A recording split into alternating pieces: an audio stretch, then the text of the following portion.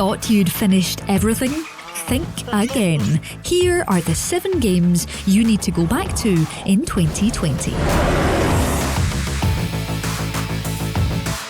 There are an overwhelming number of games waiting at the end of this year. Happily though, that gives us plenty of time to get onto our backlog and that frankly terrifying pile of shame. Or does it? Maybe you don't want to try anything new and just want to load up something you already have. And that's absolutely fine, because there are plenty of games from the last few years that are worth getting back into.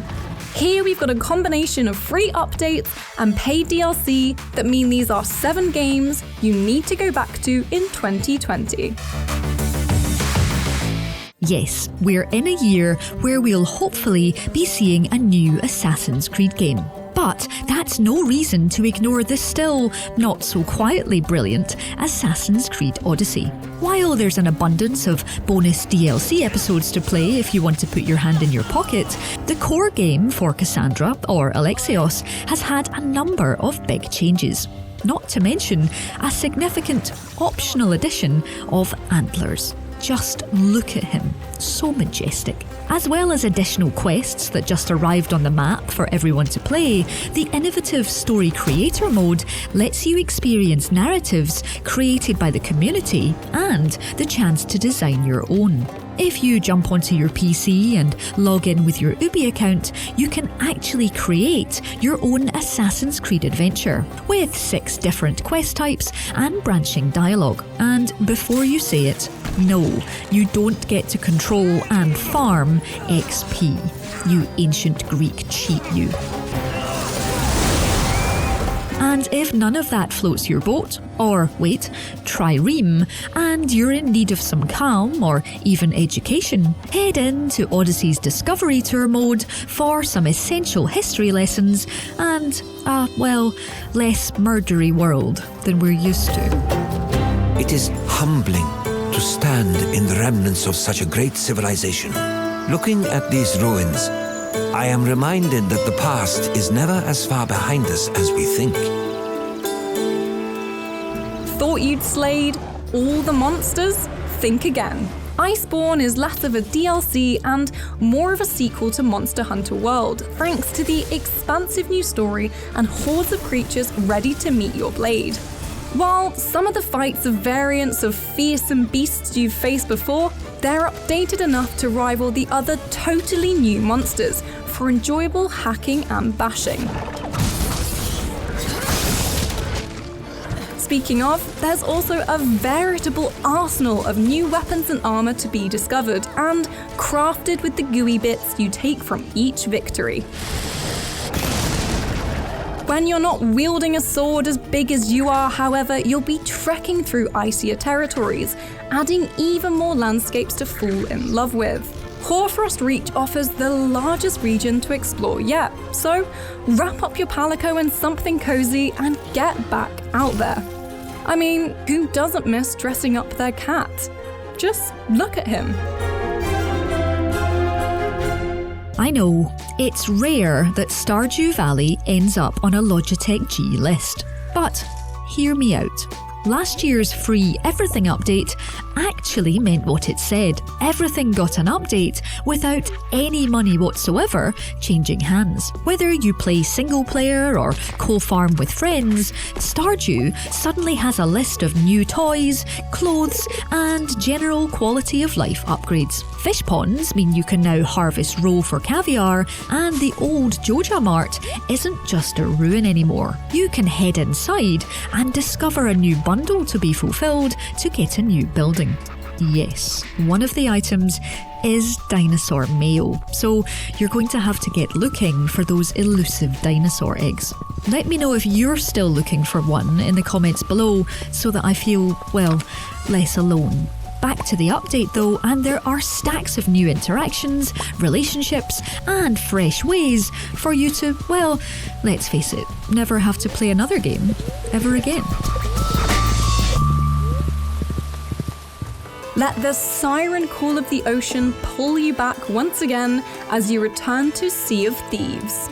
This open-world pirate adventure is still as deep to explore as the waters you sail across. And released last year, the Anniversary Edition brings brand new enemies to fight, places to explore, and most excitingly, fishing. Plus, if you want to put your hours of pillaging against fellow, well, pillagers to the test, the arena has now opened up for PvP challenges.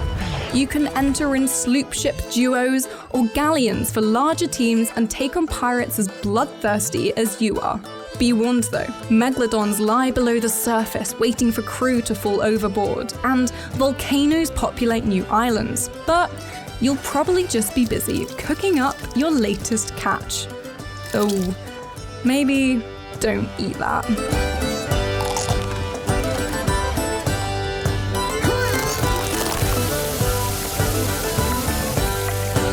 There are two types of people in the world. Those who like the idea of wielding a lightsaber, and those who regularly use them to chop speeding, arrow-covered blocks perfectly in half. If you're nodding in agreement with your wrists twitching slightly as you watch this footage, you're already a part of Beat Saber Club. Beat Games' musical VR Jedi Fest isn't just worth going back to for the multitude of new artist packs, although Panic at the Disco's greatest show is worth returning for alone, but for the free updates too. Most recently, a stack of ultra-challenging Camellia tracks were added as part of a routine update.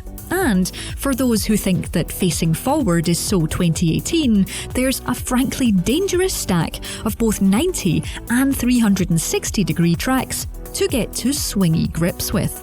Just keep in mind that you've probably got a stack of wires at your feet. Please.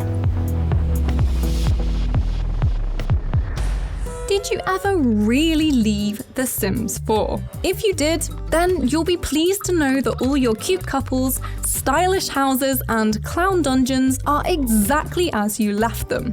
But they don't have to be.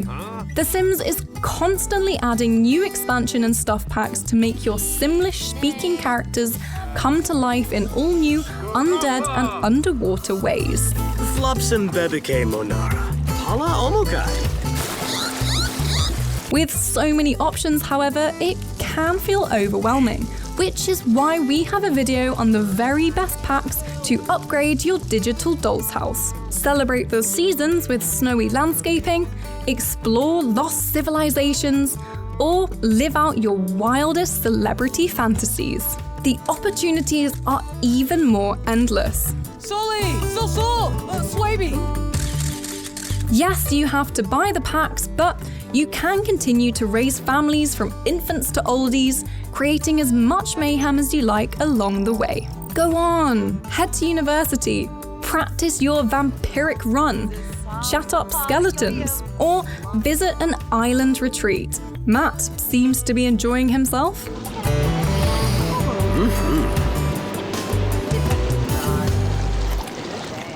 DLC can be a double-edged sword. Sometimes, once you've finished a game, you're scared to pick it back up, just in case the new bits aren't as good as the original game. Then there's 2 Point Hospital's new Off the Grid pack, which goes in a surprisingly fresh direction. Sure, you're still healing patients with amusingly titled ailments such as root shoot, but this is a healthy dose of green technology. Here we plant fruit and vegetables to feed patients and invest in technology encouraged by the Department of Green Things. Plus, if you've not been back since the original game, the Bigfoot and Pebberley Island packs are chillier and more frog-packed. Management sims just don't come more pun-filled and addictive than this. Patients should seem less sick and more cured during the health inspector's visit. One game always has more to offer.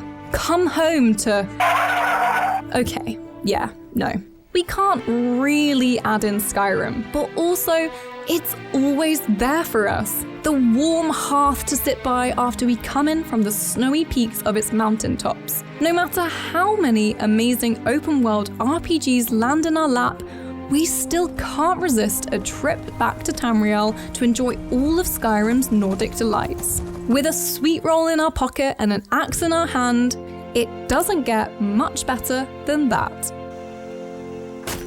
So that's the 7 games you need to go back to in 2020. Let us know what you're still playing in the comments below, drop us a like if you enjoyed this video, and subscribe to Logitech G for more videos just like this one. If you do already subscribe, hit that notification bell so that you know when our next video lands.